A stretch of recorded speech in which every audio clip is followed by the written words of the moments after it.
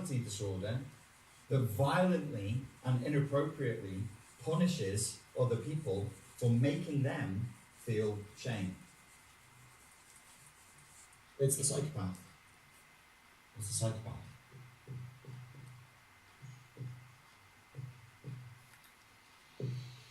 My pet theory, my personal hypothesis for the spate of school shootings that you're seeing, the issue you've got now in America, is actually a shame.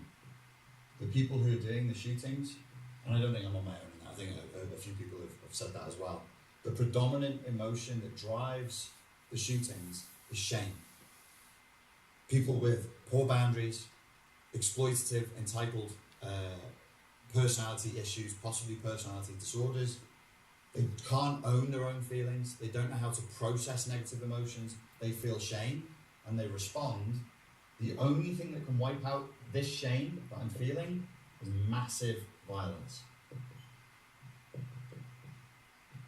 Doubtlessly, in terms of gender, it's going to be men that commit massive physical violence.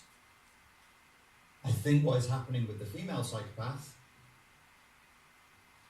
is emotional violence,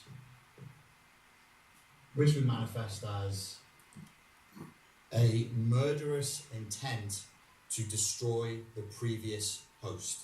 So if I have been attached to a host and they have caused me to experience shame by discovering that I'm lying about my identity, by discovering that I'm stealing money, in the case of Anthony's case, by discovering that his wife was operating under a false identity as a prostitute whilst he was married to her, and then he presents her with that evidence, the end result will be shame, and the emotional violence that that will cause will be murderous. And I don't think that I'm being excessively dramatic when I use that adjective. I think that the end result is the same as in mass shootings. It's to wipe out, to crush, not to crush. It's not even, it's slightly about punishment in the sense of narcissistic injury and narcissistic rage. I want to see you suffer, I want to punish you. But it's more to do, it's worse than that. Punishment means if I've punished you enough, then I can be satiated. Shame can't be satiated. It must be wiped out. It's the final solution. It needs to be a very, very extreme response. And I believe it is murderous. I believe that because the capacity to pick up a rock and stove your head in isn't there, pick up a gun and shoot you isn't there, the emotional violence that will be inflicted has a murderous intent to it. And there are many men who I've coached now, and I'm sure those of you who've spoken on the forums who've said the same thing, many men who told me that it feels like she wouldn't be happy unless she gets what she wants, and ultimately it's my death. She's looking for my death, my destruction.